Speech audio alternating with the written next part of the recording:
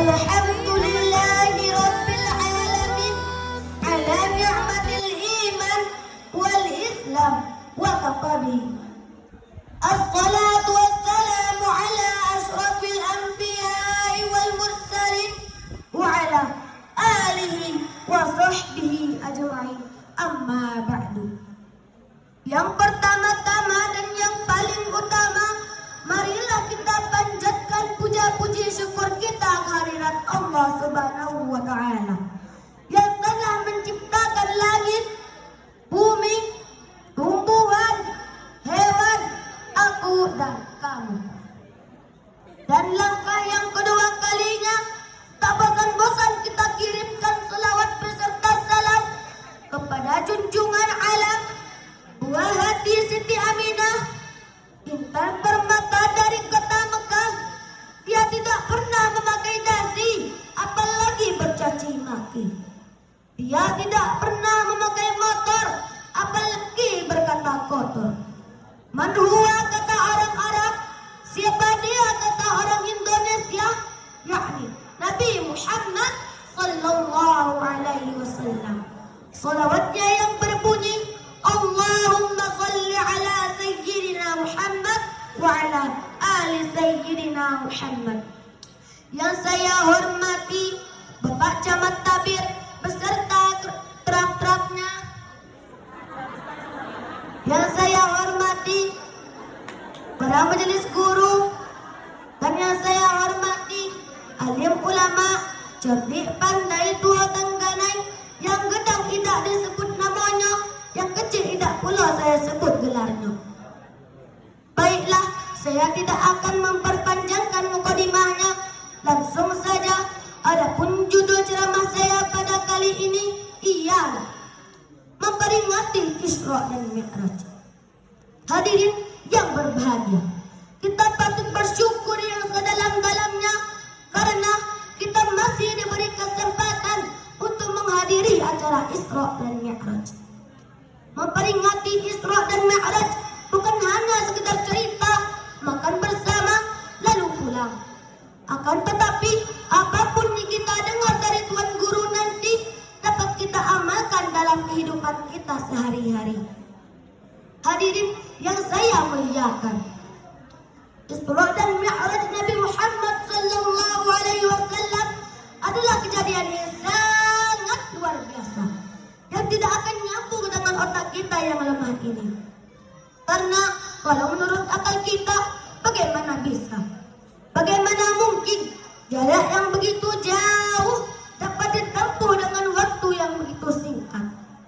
Akan tetapi kita sebagai orang yang beriman harus percaya karena kejadian itu adalah kekuasaan Allah Subhanahu wa Ta'ala. Jangankan satu malam, satu detik saja Allah mampu melakukannya. Sebagaimana firman Allah dalam Al-Quran surah Al-Isra ayat 1. A'udzu billahi minasy syaithanir rajim. Bismillahirrahmanirrahim. Subhanalladzi asra bi'abdihi laylan minal masjidil haram ilal masjidil aqsa. Maha suci Allah yang telah memperjalankan hamba-Nya Muhammad dari Masjidil Haram ke Masjidil Aqsa. Hadirin yang saya hormati, di dalam ayat ini sudah jelas bahwa Rasulullah sallallahu alaihi wasallam dijalankan Allah, bukan berjalan sendiri.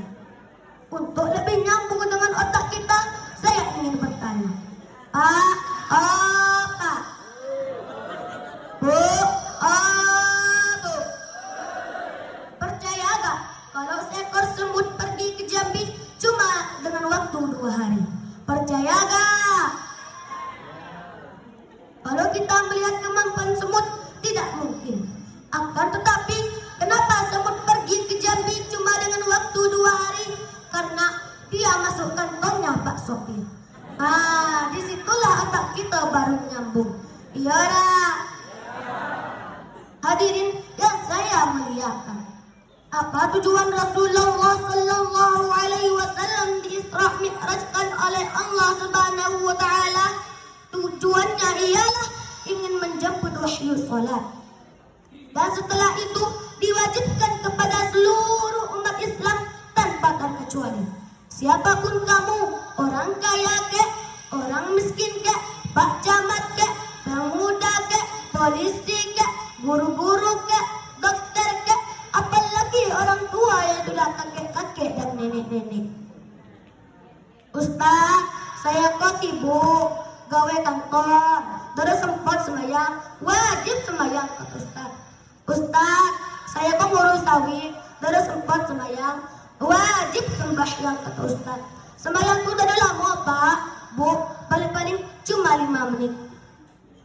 Hadirin yang saya hormati, jangan sampai bapak-bapak, ibu-ibu setiap hari mencari rezeki, pergi pagi, pulang sore, akan tetapi lupa kepada yang memberi rezeki.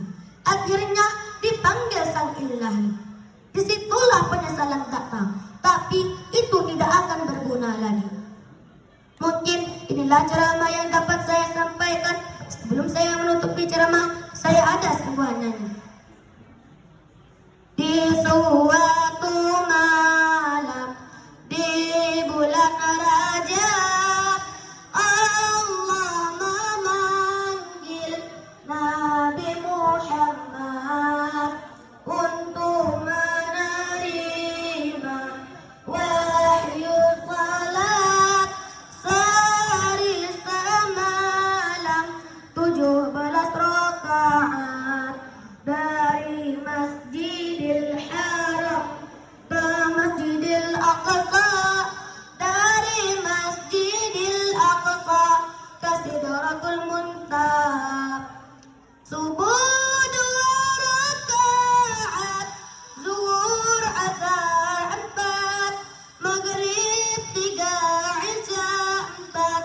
Jangan sampai lupa tanggal 27 pada bulan Rajab, kita peringati itu hari Isra Mi'raj.